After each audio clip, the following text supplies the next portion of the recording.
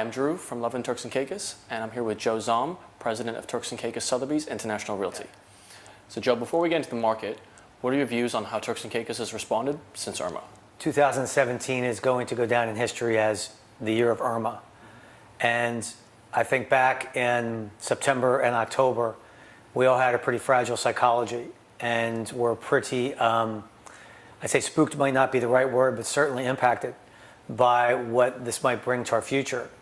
And I could never have imagined in September and October the fantastic shape that we would be in here on January 25th, 2018.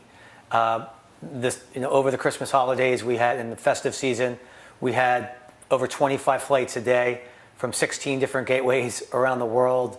We had full resorts, full restaurants. Our services were bustling.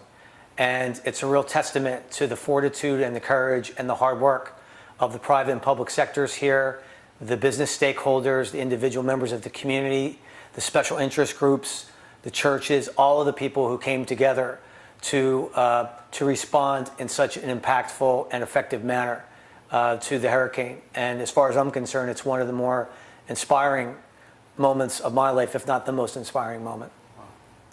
So here we are at the start of 2018. Looking ahead, what are your forecasts for the rest of the year? In my wildest dreams, I could not have anticipated that we would be as busy as we are now.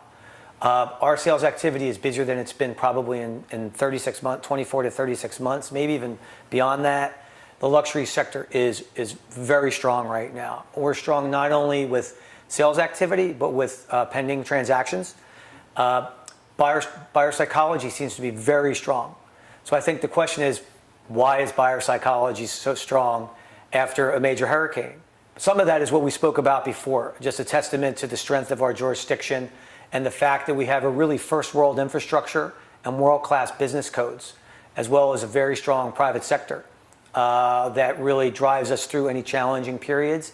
But beyond that, we have really good international economic fundamentals right now. The recent tax reform in the United States, as well as the stock market really doing well, has created a lot of wealth. And at the heart of it, Turks and Caicos Sotheby's International Realty is a luxury brand.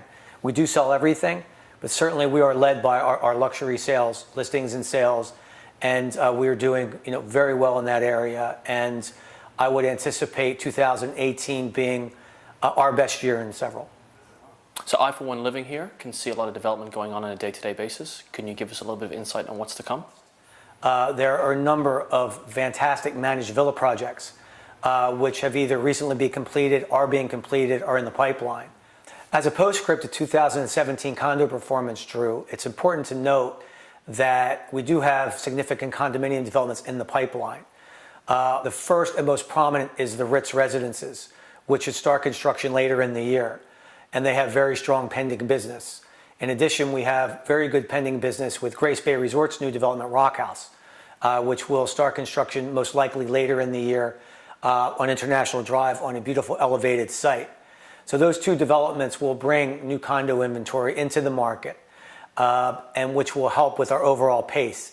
Again, there may be a lag time between the time those deals are signed up and the time they go on the board is closed, because the construction process here can take within 18 months to 3 years. So Joe, you told us a lot about what's going on in Provo, but what about the sister islands? Sail Rock is really the development leader in the Isle Islands. They have had a really successful start.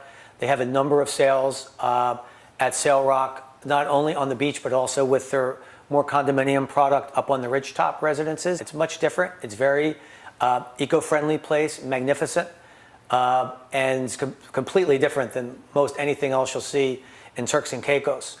As the momentum grows on the main island, and as prices continue to escalate, and the value proposition becomes a little bit rich for certain buyers, we'll see more activity in South Caicos, Middle Caicos, and North Caicos.